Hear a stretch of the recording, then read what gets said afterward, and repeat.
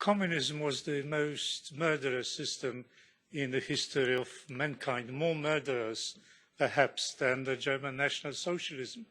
As somebody who for many years lived in the communist country, I feel it's my duty to repeat this truth over and over again.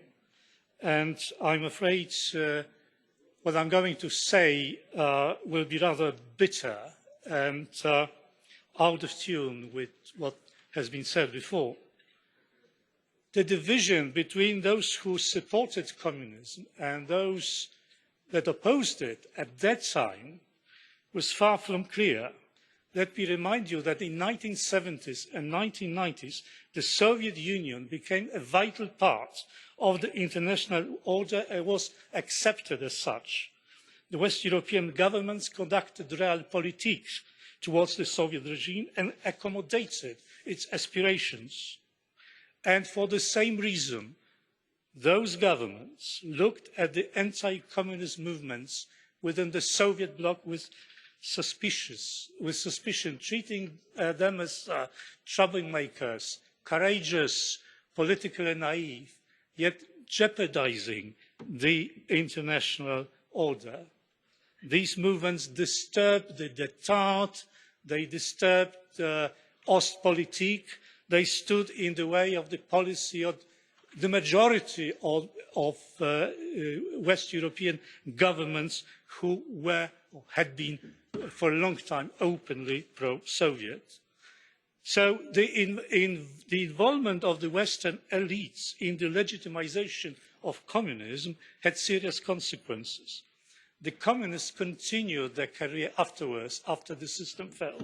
And some of them joined the European Parliament, joined the European institutions, some are still here. They rebranded themselves as social democrats, jumped from the bandwagon called the Soviet system to another bandwagon, which is called the European Union. And they were greeted heartily. Overnight, the apparatchiks, the Parteigenosse, became enthusiastically European, super-duper European. The communist system should have discredited the political left in Europe. Unfortunately, it didn't. In fact, the left acquired a dominant position in Europe after the demise of the Soviet Union. The Christian, democratic, conservative, Republican parties have capitulated to the left agenda, which I find rather pathetic. And as a result, the spirit of communism lives on in Europe. It has been, of course, it has been recycled, has been garnished, has been updated, has been slightly civilized, remodeled, but it is there all right. The left always had totalitarian temptations, and no wonder they continue the policies which I remember very well from my young days living in the communist society. Today we are more and more in the grip of one correct ideology with political correctness running wild. We had a sample of it here, right here at this session. We tend to create a new form of de facto one-party system, which is called political mainstream. Again, we had a sample of it this afternoon. We have militant, aggressive secularism and barbaric social engineering. Again, these were the trademarks of the communist system.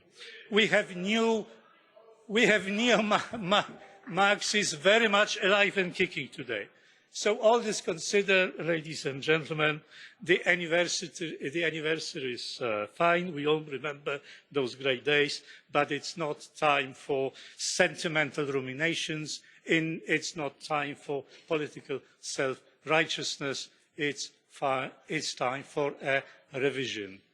And I mean it.